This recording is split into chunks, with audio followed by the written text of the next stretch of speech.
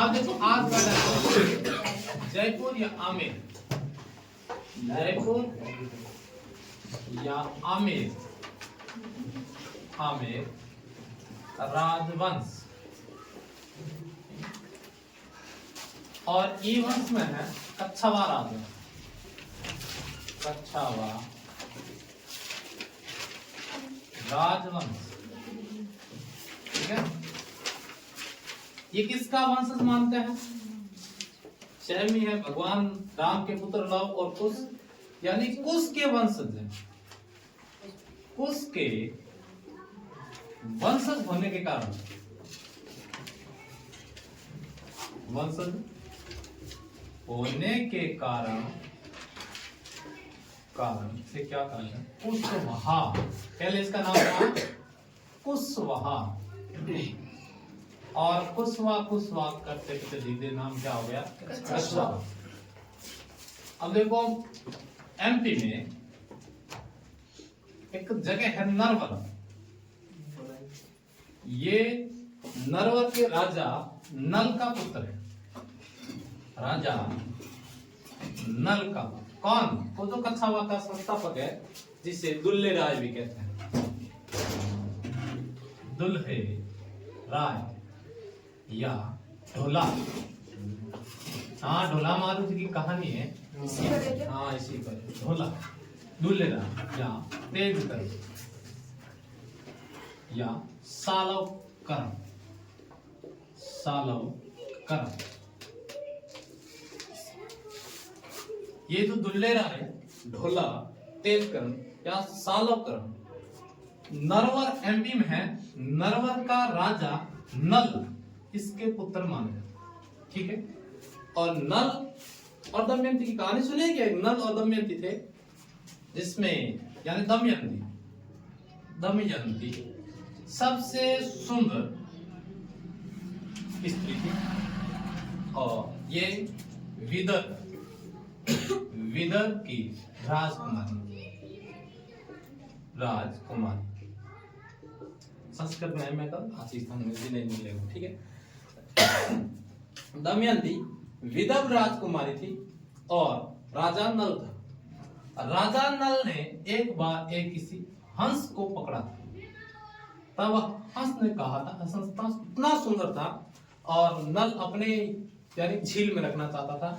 तो हंस ने कहा कि मैं विदर्भ में मेरी एक और झील है और मेरी वहां पर हंसिनी यानी स्त्रीलिंग भी है हंस की, वो वहां रह रही है, वो दुखी होगी, आप मुझे छोड़ दीजिए। राजा नल ने हंस को छोड़ दिया। तो हंस ने कहा कि मैं आपकी प्रशंसा करूंगा, और विदर्भ की जो राजकुमारी है दमयंती सबसे सुंदर है। और हंस जब उससे वापस झील में जाता है, और दमयंती जब जाती है यहाँ पर इस झील को देखती है, और झील में हंस को देखते कहते हैं हंस कितना सुंदर है।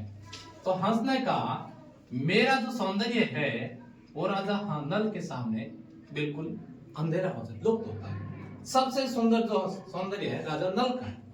और दमयंती के मन में इच्छा जागृत होगी कि हमें मिलना तो नल ही चाहिए। और दमयंती को प्राप्त करने के लिए देवता भी थे। देवता भी आज भी सोचता भी आप देवता नहीं बन जाए दमयंती। और इसमें जब नल और दमयंती का एक स्वयंवर होता है, स्वयंवर, उस स्वयंवर में सभी जो लोग वहां पहुंचते हैं तो 4 देवगण होते हैं, 4 देवता होते हैं, और 5वां नल स्वयं होता है, जिसे पंच नली कहते हैं। क्यों कहते हैं? कि 5 की शक्ल एक जैसी हो जाती है। दमयंती ने पहले ही कह दिया था कि मैं विवाह नल के साथ में करूंगी। नल भी था और देवता भी थे, इंद्र, वरुण, एक कली नामक है, और एक अग्नि। ये सभी देव वहां उपस्थित थे। इंद्र, वरुण, कली, अग्नि वगैरह सभी देव थे। तो जब नल भी वहां पहुंचा तो देवताओं को मालूम हो गया कि जो ये दमयंती है विवाह किसके साथ में करेगी? नल के साथ में करेगी। तो सभी चारों देव ने किसका रूप धारण कर लिया था? नल का रूप धारण कर लिया, और 5 के 5 एक ही शकल हो गए, और उसको क्या कहते हैं? पंच नली कहते हैं। पंच नली, यानी नल ही नल है, 500 नल हो गए, एक ही जैसे हो गए। तो दमयंती के अब समस्या होगी, अब कौन सा नल ढूंढे, ये वाली लूंगा, ये वाली लूंगा, होता ना खाना, अब पता नहीं कौन से वाले लेगा। तो नल यानी दमयंती के सामने विद्या की देवी सरस्वती थी, और सरस्वती के हाथों में क्या थी, थाली। स्टेज पर थाली गाँव आसाम देखे मतलब गाँव कौन ऊपर कर देगा, ठीक है। तो आप सरस्वती वो क्या करते हैं, यानी धीरे से जैसे नल आता है और धीरे से, तो ठीक है दमयंती यही वास्तव में नल है, और वास्तविक नल के क्या करते हैं, वरमाला डाल देते हैं, वही नल है। और उसी नल का पुत्र है कौन, दुल्ले राय या ढोला। और जो ये नल है इतना, सॉरी दुल्ले राय इतना सुंदर था, और सुंदर होने के कारण इसका नाम क्या था, दुल्हा। अब क्या बोल, देखो दुल्लो कितना बढ़िया लगे आज के बनी, तो दुल्लो कितना बढ़िया लगे, तो दुल्ले से दुल्हे राय ढोला, और दूसरा उसका वास्तविक नाम तेजकर्ण था, और जन्म का नाम उसका था सालोकर्ण, ठीक है। इनका ससुराल था दौसा, दौसा राजस्थान में, जयपुर के पास दौसा था, ठीक है। और ससुराल दौसा था, दौसा में किसका राज चल रहा था, बड़गुजर थे, ठीक है ना। तो दौसा वाले ससुराल वालों ने कहा था कि पावना ये बड़गुजर परेशान करे, और दुल्ले राजा ने बड़गुजरों को पराजित करके और 1137 में कच्छावा राजवंश की नींव डालते हैं। कहां पर, दौसा। पहले ये दौसा था ना, जयपुर में रहता था, अब अलग हो गया, ठीक है। और दौसा को कच्छावा राजवंश की प्रथम राजधानी बनाता है, प्रथम राजधानी किसने बनाई, दुल्ले राजा। पहली राजधानी दुल्ले राय ने दौसा को बनाई थी, और दौसा को जीतने के बाद में उन्होंने एक मांझी जगह, जिसका वर्तमान में नाम क्या है, रामगढ़, जिसे जमुआ रामगढ़ भी कहते हैं, रामगढ़ या जमुआ रामगढ़,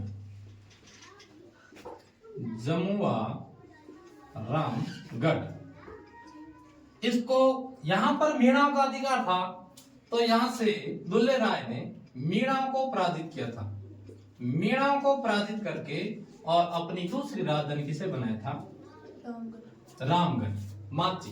पहले नाम मांची, तो इसका नाम मांची भी मिल सकता है, रामगढ़ भी मिल सकता है, जमुआ रामगढ़ भी मिल सकता है। प्रथम राजधानी दौसा थी क्या? पहली राजधानी दौसा थी, 4 राजधानी बनेगी, पहली दौसा, दूसरी मांची रामगढ़ या जमुआ रामगढ़, तीसरी बनेगी आमेर, और चौथी बनेगी जयपुर, लास्ट जयपुर बनेगी, ठीक है। तो पहली राजधानी दौसा होगी, दूसरी मांची या रामगढ़, और वहां पर दुल्ले राय ने अपनी जो कुल देवी है, कच्छावा राजवंश की कुल देवी कौन है, कुल देवी, और एक है आराध्य देवी, बीकानेर राजवंश में आप पाटा कुल देवी कौन है, आराध्य देवी। ये अलग अलग कैसे, कुल देवी और आराध्य देवी? आराध्य देवी बीकानेर के अंदर अपने कुल की यानी वंश की देवी है, वो कौन है, बीकानेर के राठौड़ों की कुल देवी नागनेची माता है, क्योंकि बीकानेर जो वंशज है राजवंश जोधपुर से है, और जोधपुर के राठौड़ों की जो कुल देवी है वो नागनेची माता है। देशनों की करणी माता यहाँ की आराध्य देवी हुई, ठीक है ना। तो उसी तरह उन्होंने अपनी कुल देवी जमुआ माता, कुल देवी के नाम था जमुआ, ठीक है ना, और रामगढ़ जगह थी, तो नाम पूरा रख दिया जमुआ रामगढ़, जमुआई माता। इसका मंदिर भी बनवाता है कौन, दुल्ले राय, रामगढ़ में अपनी कुल देवी जमुआ माता का मंदिर बनाता है। और कहां बनाता है, जमुआ रामगढ़ या रामगढ़ के, तो वर्तमान में इसका नाम क्या हो गया, जमुआ रामगढ़, ठीक है। और आराध्य देवी इनकी आमेर में है, आमेर में शीला देवी, एक है शीतला देवी और एक है शीला देवी, दो अलग अलग, ठीक है ना। शीला देवी में जो चरण अमृत है उसमें साथ साथ में थोड़ा शराब भी दिया जाता है आमेर किले में। जब भी आप प्रवेश करते हैं तो आमेर किले देखने के जाते हैं ना, तो मंदिर से होकर के जाना पड़ता है और पहले चना मत लेना होता है। तो शीला देवी का मंदिर है। ये जो शीला देवी की मूर्ति है, मान सिंह, आगे हम पढ़ेंगे, मान सिंह ये बंगाल के राजा केदार से पराजित करके लेकर के आता है शीला देवी, ठीक है। तो इन्होंने दुल्ले राय ने एक तो दौसा और मानसी ये राजा ने बनाई, और जमुआई माता जमुआ रामगढ़ में मंदिर भी बनाया था और अपनी कुल देवी का, ठीक है। इसके बाद में अगला शासक बनता है, उस शासक का नाम है, क्या नाम है, कोकिल देव। कोकिल देव, और कोकिल देव यानी दुल्ले राय, क्या इन्होंने आमेर पर भी आक्रमण किया था, आमेर पर, लेकिन ये पराजित हो जाता है। आमेर पर भी किसका अधिकार था, मीणाओं का था, पराजित हो जाता है। उसके बाद में दुल्ले राय जमुआई माता जमुआ रामगढ़ मंदिर में जाता दर्शन के लिए, तो मीणाओं के द्वारा इसकी हत्या कर दी जाती है। और कोकिल देव जैसे शासक बनता है, तो कोकिल देव ने सबसे पहले अटैक कहां पर किया था, आमेर पर किया था। और आमेर को कच्छावा राजवंश की कौन सी राजधानी बनाता है, तीसरी राजधानी। कोकिल देव का इतना ही काम है, इन्होंने आमेर को पराजित किया था और आमेर को अपनी तीसरी राजधानी बनाई थी कच्छावा राजवंश की। ये कोकिल देव था कौन? का कोकिल देव था इसका पुत्र, दुल्ले राय का पुत्र था, ठीक है। और इसके बाद में इसका भी एक पुत्र था जिसका नाम था रामदेव। बाबा रामदेव नाम सुना है? रामदेव भी शासक बनने के बाद में आमेर में एक महल का निर्माण करता है। उस महल का नाम क्या, प्रश्न में पूछा है एक बार, कदली महल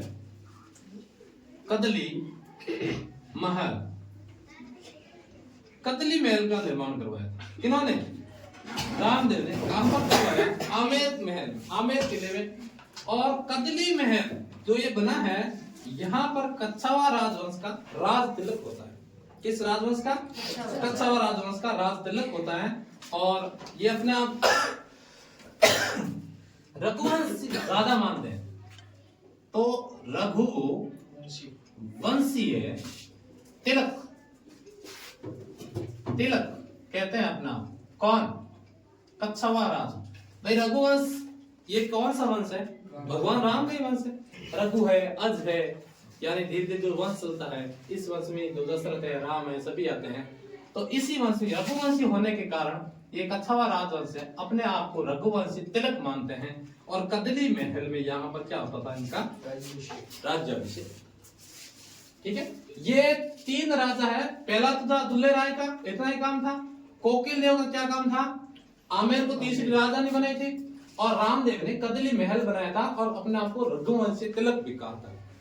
अब इसके बाद में तो अगला अच्छा शासक बनता है, वो कौन होता है, भारमल या बिहारी मल। भारमल या बिहारी मल, ये जब शासक बना था तो ये भी राजपूत शासक था कच्छावा वंश का, लेकिन मेवाड़ वाले क्या करते हैं, इनको हीन मानते हैं। और मेवाड़ के जो शासक थे ना, राजपूत शासक, ये अपने आप को उच्च मानते थे। इसी कारण भारमल परेशान होने के कारण भारमल किसकी अधीनता स्वीकार करना चाहता था, अधीनता। ये अधीनता स्वीकार करना चाहता है अकबर। अब देखो, अकबर की अधीनता स्वीकार करने के लिए ये सबसे पहले कहां जाता है, भारमल कहां जाता है, आगरा जाता है, ठीक है ना। अकबर आगरा में था, आगरा, और आगरा में कौन है, अकबर है, ठीक है। और यहाँ हमारे तो जयपुर में पहले रामगढ़, ठीक है। रामगढ़ में कौन है, भारमल या बिहारी। अब इन्होंने संगताई खान इनको कहता है, ये कोई जानकार आता है उससे के साथ में जाकर मुलाकात करते हैं। तो ये चंगताई खां को कहते हैं कि मेरे को अकबर से मुलाकात करवा दे। और चंगताई खां के साथ में आगरा जाता है अकबर से मुलाकात करने। बहरमल कहता है कि मैं कछावा राजवंश का शासक हूं और आपकी अधीनता स्वीकार करना चाहता हूं। लेकिन अकबर ने ना तो यस का और ना ही नो का, क्योंकि इनकी शक्ल थी मेरे जैसी ब्लैक, मालिक कालो।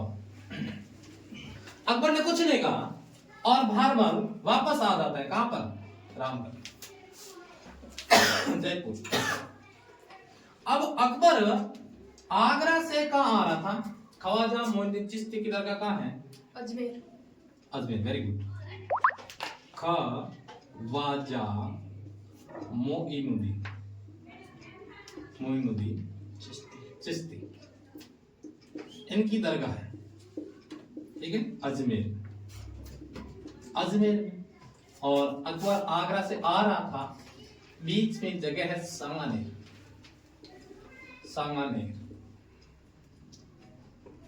ठीक है, ये सांगानेर किसने बसाया?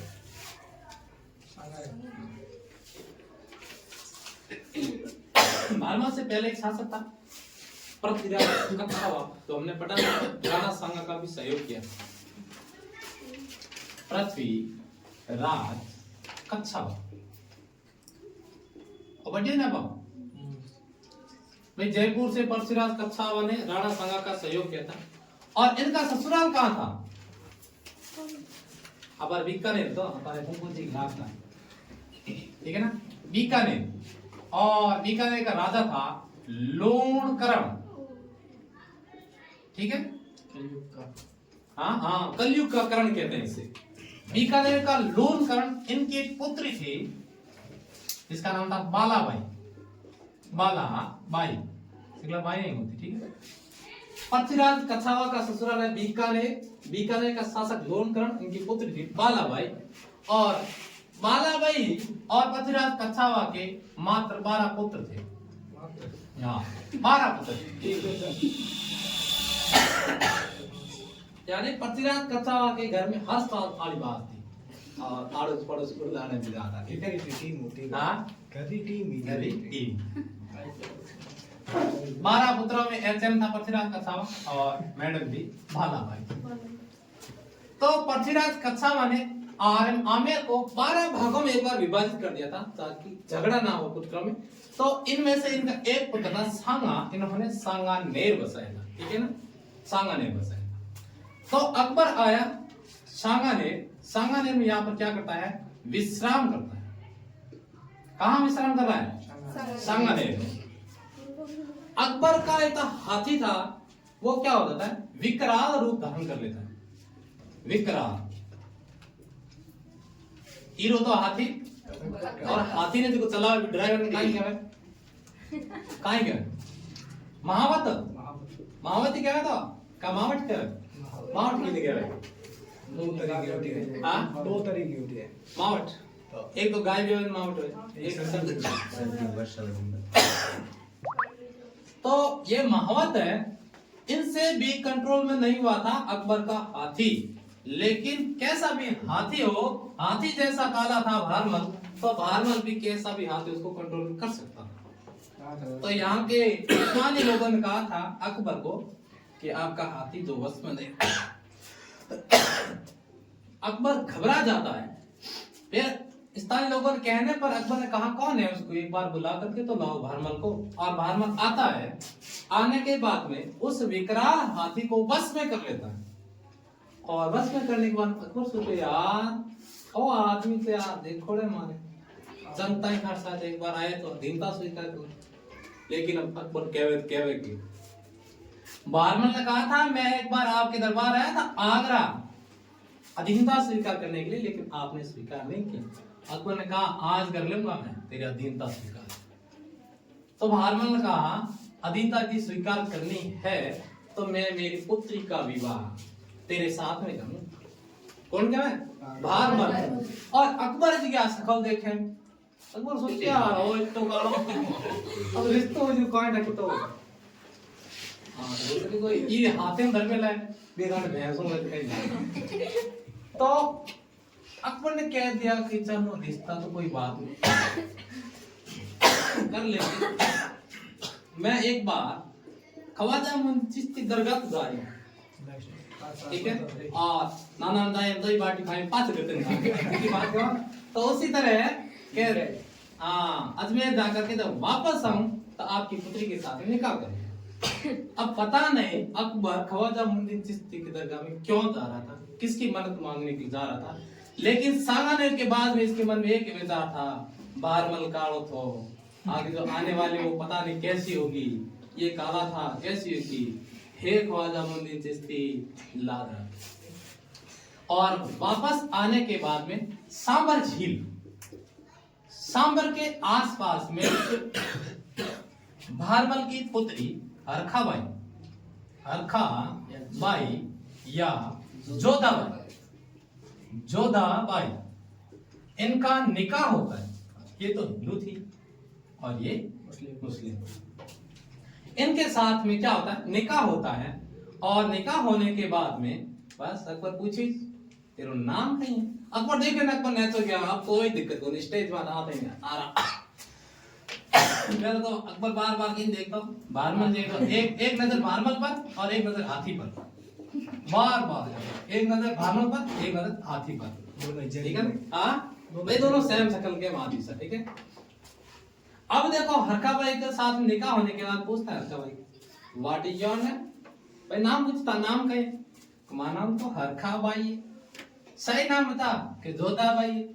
जब अकबर कहे तुम भाई है या लुगाई है, नाम से नाम ला रहे भाई भाई लागे, तो अकबर ने नाम रखता मरियम उज़मानी, मरियम उज़मानी ये नाम रखा था इसका, जोधा का। और ये नाम रखने के बाद में भारमल ने अपने पुत्र, क्या नाम था, भगवान दास या भगवंत दास, और अपने पुत्र मान सिंह को किसके दरबार में भेजता है, अकबर के दरबार में भेजता है। भारमल कहता है मैं स्वयं नहीं चलूंगा, मेरे पुत्र भगवान दास और पुत्र मान सिंह को आपके दरबार में भेज देता। तो ये अकबर के दरबार में जाते हैं। यहाँ जाने के बाद जो भगवान दास है और मान सिंह है, इन दोनों को हमने पढ़ा था महाराणा प्रताप के विरुद्ध भेजा था, ठीक है ना। जलाल का कोरची, मान सिंह के बाद भगवान दास, और लास्ट में जाने वाला कौन था, राजा टोडरमल। तो ये दोनों जाते थे और अकबर ने इनकी मनसब भी बढ़ाई थी, भगवान दास और मान सिंह, ठीक है ना। अब देखो इसके दरबार में रहते रहते जोधाबाई के इनके पुत्र होता है और उसका नाम क्या होता है, पहले इसका नाम सलीम, ठीक है ना, सलीम। उसके बाद उसका नाम क्या हो गया था, जहांगीर। किसका पुत्र है, अकबर का, अकबर का पुत्र है, यानी अकबर और जोधाबाई का पुत्र है सलीम। पहले बचपन का नाम था सलीम और बाद में हो गया जहांगीर। पहले सलीम क्यों रखा था, क्योंकि सलीम चिश्ती की दरगाह गए थे, उनके आशीर्वाद से ही इनका पुत्र का जन्म हुआ था। पहले एक बार बहुत घुमा इधर उधर, तोरा टाना से लग रहा है पुत्र हुए वो ने। बाद में सलीम चिश्ती दरगाह में जार के कि बाबूजी पुत्र हुए वो तो हो जाए।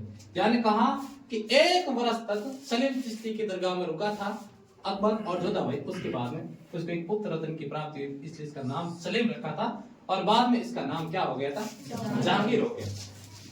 ये जहांगीर है हमेशा शराबी था, हमेशा शराब पीता था, नशे में धुत रहता था। और ज्यादा नशा नहीं करना चाहिए, ठीक है, नशे नुकसान है, आज तो बात हो जाए। तो ये हमेशा शराब पीता था और अपने से 2 गुना आयु वाली एक दासी थी और उसके साथ रहना शुरू कर दिया। अकबर बार बार टोकता है कि जहांगीर को ढूंढो, और स्थानीय लोगों ने कहा था अकबर किसको ढूंढ रहे हो, कि जहांगीर को ढूंढो। आज जहांगीर को मत ढूंढो, अनारकली को ढूंढो, अनारकली इसको ढूंढो, जहांगीर अपने आप मिल जाएगा। और वैसा ही करते जैसे अनारकली को ढूंढते, अनारकली मिलती और जहांगीर भी मिल जाता। तो अकबर ने कहा कि जहांगीर का भी निकाह कर देते हैं। जहांगीर का निकाह किसके साथ में करते हैं? भगवान दास की पुत्री, क्या नाम था? मानी बाई, मानी बाई और मान सिंह की बहन। मान सिंह की बहन नहीं हुई भाई, भगवान दास का पुत्र मान सिंह है और भगवान दास की पुत्री मानी बाई है। अब बताओ, अकबर का जो पुत्र है जहांगीर और भगवान दास की जो पुत्री है मानी बाई, इसका कोई रिश्ता भी होगा क्या? मामा बाप। लेकिन भगवान दास ने अपनी पुत्री मानी बाई का निकाह किसके साथ कर देते हैं? जहांगीर के साथ। और अनारकली को गायब कर देता कौन? अकबर। रोजानंद से परेशान था, तो जहांगीर एक बार उदास हो जाता है और उदास होकर कहता है अनारकली लाली गली जहांगीर को छोड़ के कहां चली? ठीक है ना, इतना परेशान हो गया। कौन? जहांगीर या सलीम। अब उसके बाद में भी जहांगीर और मानी बाई का भी एक पुत्र हुआ था। क्या नाम था? खुसरो। और जहांगीर के साथ में एक और विवाह होता है। हम मारवाड़ राजवंश पढ़ेंगे। मारवाड़ राजवंश का नाम था मोटा राजा उदय सिंह। नाम सुना है? यस। मोटा राजा उदय सिंह। नाइट टाइम में कभी तक घोड़े पर नहीं चढ़ा। हाँ, कभी भी क्या कि घोड़ा उसका भार भी सहन नहीं कर सकता, इतना मोटा था। मोटा राजा उदय सिंह की पुत्री का नाम भी क्या था? जोधाबाई।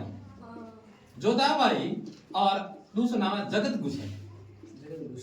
जगत गुसाई, जोधाबाई या जगत गुसाई, इनका विवाह भी किसके साथ में कर देते हैं? अब जहांगीर के दोनों हाथ में लड्डू थे, एक पीले और एक त्याग। अब देखो, इनसे जो पुत्र हुआ था खुसरो और इनसे जो पुत्र हुआ था वो खुर्रम। वो मैंने एक ही हो गए। अब देखो, इनसे जो पुत्र हुआ था खुसरो और इनसे पुत्र हुआ खुर्रम। खुर्रम में आगे जाकर क्या बनता है? शाहजहां। आप नारायण जी के कम पढ़ना, ठीक है? क्या नारायण जी ला रहे हैं? इसका नाम था खुर्रम, तो आगे जाकर के क्या बना? शाहजहां। और ये था खुसरो। ये खुसरो सिखों के गुरु अर्जुन देव के भड़काव में आ जाता। सिखों के गुरु कौन थे? अर्जुन देव। अर्जुन देव सिखों 5वां गुरु तो थे ईसाई धर्म। और अर्जुन देव ने कहा खुसरो को कि भी आपके अभी तो दादाजी हैं अकबर, वो राज सिंहासन पर है, उसके बाद में आपके पिताजी बैठेंगे, पिताजी के बाद में पता नहीं तेरा नंबर आएगा या खुर्रम का आएगा। तो खुर्रम क्या करता है? रोजाना अपने पिता को परेशान करता है। सुबह उठता है, पिताजी हाँ मैं राजा बनूंगा। कि बनेगा तो मेरे को बताए। फिर रोजाना उठता है, पिताजी मैं आज ही राजा बनूंगा। और जहांगीर और खुसरो के बीच में ये विवाद रोजाना चलता है। ये तो मानी बाई है, रोजाना समझाती है। तो समझ लो, बाप बेटा लड़ो, हो जा गलिया सुने कितना बदा लागो, मर जाना लड़ो। लेकिन ये रोजाना क्या करते हैं? लड़ते हैं। और लड़ने के बाद में मानी बाई परेशान हो जाती है और परेशान होने के बाद में कहते हैं मर जाना, मर जाओ और आप आत्महत्या करिए। मानी बाई आत्महत्या कर लेते। आत्महत्या करने के बाद में जहांगीर ने पहले तो अर्जुन देव को बंदी बना करके इसको अंधा करवा देता है, ठीक है? और खुसरो को मौत के घाट उतार देता है। शासक यही बनेगा फिर तो, अब यही बता है। तो यहाँ पर भगवान दास है। अर्जुन देव कौन था? सिखों के 5वें गुरु। सिखों के 5वें गुरु थे अर्जुन। क्या संबंध था इससे? इन्होंने इनको भड़काया था। ये तो घूमता कहीं से आ गया और खुसरो को कहा कि अब राजा आपको बनना चाहिए। क्यों? कि अकबर है, अकबर के बाद जहांगीर बनेगा, जहांगीर के बाद पता नहीं तेरा नंबर आएगा या खुसरो का आएगा या खुर्रम का आएगा। क्योंकि इनके 2 पुत्र थे, इनकी 2 माँ थी। ये पिताजी तो एक थे जहांगीर, एक तो थी जोधाबाई जगत गुसाई और एक थी मानी बाई मान सिंह। तो भगवान दास है और मान सिंह। ये दोनों आजीवन किसके दरबार में रहते हैं? अकबर के दरबार में रहते हैं। और मान सिंह है, मान सिंह को 77 युद्धों का विजेता भी कहते हैं। विजेता मान सिंह ने 77 युद्ध में विजय प्राप्त की थी। इसलिए अकबर के मरते मरते, जब अकबर की मृत्यु हुई 1605 में, तो मरते मरते उन्होंने मान सिंह को 7000 का मनसब दिया था। सबसे ज्यादा मनसब इन्हीं का था। मुगल काल में मनसब सबसे ज्यादा किसको दिया था? मान सिंह को दिया था। और मान सिंह हर युद्धों में जाते थे। और सबसे पहला जो इनका अभियान था वो था 1569 में, एक था रणथंभौर अभियान। ये प्रश्न पूछा गया, ठीक है ना? रणथंभौर अभियान, यानी मान सिंह का प्रथम अभियान कौन सा था? रणथंभौर अभियान। और रणथंभौर अभियान में सुरजन सिंह हाड़ा, सुरजन सिंह हाड़ा, इनसे क्या करवाई थी इन्होंने? अधीनता स्वीकार करवाई। सबसे पहले जाते हैं युद्ध के लिए, सुरजन सिंह हाड़ा को घेर लेते हैं। लेकिन सुरजन सिंह हाड़ा किसकी अधीनता स्वीकार कर लेते हैं? अकबर। तो पृथ्वीराज कच्छावा होता, ठीक है। और पृथ्वीराज कच्छावा अपर बीकानेर पन्नोड़ होता, जो उनकी पुत्री थी बालाबाई। और बालाबाई रे 12 पुत्र होता। और दी देखी 12 पुत्रियां हो गए जने, एक भाई हुए थे। 12 पुत्री 12 into 10 1 करोड़ 20 बाकी बंदा ने मकाई करे कुंगो जो वे को ध्यान करे जब 1 करोड़ 20 लाख। ये बात है, पहला भी नहीं होता, ज्यादा का ही होता, थोड़ा ही। वे यहाँ पर एक राजा होता ना, बिंदुसार, नाम सुनो ना पर? बिंदुसार। बिंदुसार ने मात्र 16 रानियां होती। और 16 रानियों में 101 पुत्र होता है। 101, तो 101 बट्टा 16 कितना कितना हुआ? एक एक हाँ 101 पुत्र होता। और भी पुत्रा में सब छोटो जो पुत्र को भी नाम का है तो तिस्य, तिस्य। एक 16 रानी 101 पुत्र होता, यानी स्कूल होती है 101 एडमिशन होता, 16 मेट होती, एक कहते हैं होता। तो अशोक ने अपने 99 भाइयों का वध किया और एक स्वयं बचा था। और एक सबसे छोटा था तिस्य, इसको छोड़ा था। क्यों? कि तिस्य हमेशा घर की तो जान कर देता था कि भाई आज पापा ने आज चीज की, तो आज पापा आज चीज की, आज आ बात करी। पूरी बात अशोक ने बताया, तो ये बात अशोक तिस्य ने छोड़ दिया, बाकी 99 में चलता दिया। 99 4 साल लगे इन चलता कर, 4 साल बाद आप शासक बने। तो फिर बाद में युद्ध नाम चेंज कर दिया, धम्म युद्ध। अब धर्म करना, और धर्म करने वास्ते बौद्ध धर्म प्रचार किया। और बौद्ध धर्म प्रचार वास्ते अपने पुत्र और पुत्री महेंद्र और संघमित्रा को कहाँ भेजा था? श्रीलंका भेजा। मान सिंह ने सबसे ज्यादा, यानी कितने युद्धों का? 77 युद्धों का विजेता माना जाता है, युद्धों का विजेता। और ये जो अकबर के शरण में जाते हैं, तब इनकी आयु कितनी थी? इनकी आयु थी 12 वर्ष, यानी 12 वर्ष की आयु में चला जाता है। अब आया 12 वर्ष तो कितनी को गया? 5 से बढ़ता, 5 से 3 बढ़ता। 12 वर्ष की आयु में चला जाता है और भगवान दास के साथ में रहता है। बारमल की बेचता है। हाँ, बारमल बेचता है। ये भगवान दास और मान सिंह दोनों रहते हैं।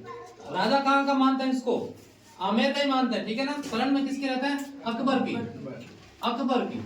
और अकबर इनको मुगल धर्म के लिए कहता है, लेकिन इन्होंने मुगल धर्म स्वीकार नहीं किया। इन्होंने कहा मैं आप अधीनता स्वीकार कर ली, लेकिन मैं धर्म परिवर्तित नहीं करूंगा। तो अकबर ने इसे फर्जंद की उपाधि दी। फर्जंद, और फर्जंद किन कहवाए? फर्जंद कहवाए पुत्र, पुत्र के समान ने उपाधि दी थी।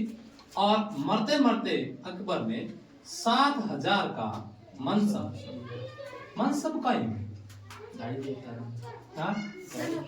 सेना है, यानी सब ज्यादा की सेना और मुखिया हो नहीं, बिन आगे खड़ो करे लाइन में। आप पूरी सेना खड़ी रहो टीम में, तो सब वहां आगे ज्यादा हो, ये बीच से 7 सेना और 5000 सैनिक बोले। उसके बाद में 5000 वाला तो उसके पीछे 5000 सैनिक रहेंगे। ये मनसब सबसे ज्यादा मनसब किसको दिया था? और मान सिंह ने बंगाल का राजा था, बंगाल के राजा। अब हमें नाम बताए, कई नाम है?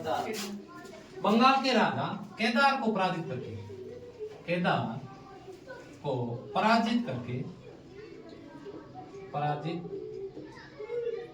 शीला देवी की मूर्ति शीला देवी की मूर्ति लेकर गया था, शीला देवी, ठीक है। और इसके साथ साथ में इनका एक पुत्र था जगत सिंह।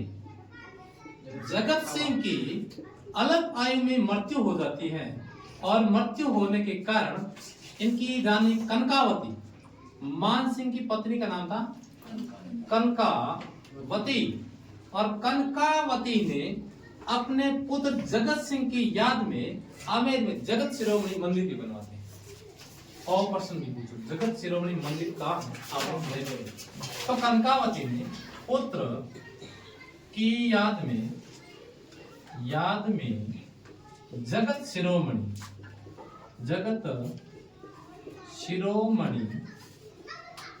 मंदिर बनवाया।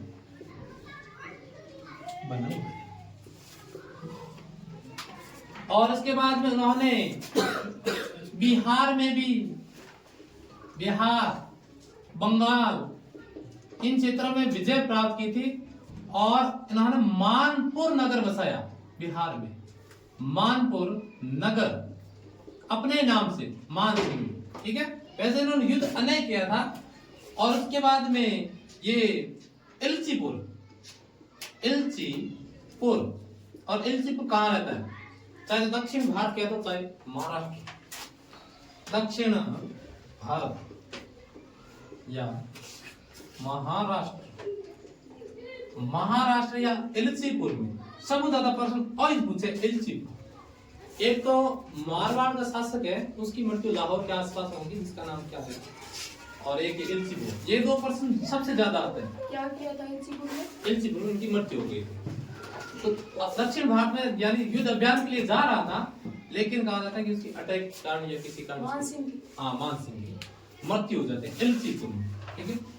बाकी इनका जो निर्माण है, इन्होंने हनुमान मंदिर वगैरह अनेक बनाए थे, वो आपको नोट्स में मिलेंगे। सबसे ज्यादा इन्होंने यह निर्माण भी करवाया था और युद्ध भी किया था। तो युद्ध भी है वो एनसीईआरटी में होगा, वो भी आपको मैं नोट्स में दूंगा, क्योंकि सबसे ज्यादा वही आते हैं। और इनकी मृत्यु होती है 1612 में, 1617 में इल्चीपुर में मान सिंह की मृत्यु हुई।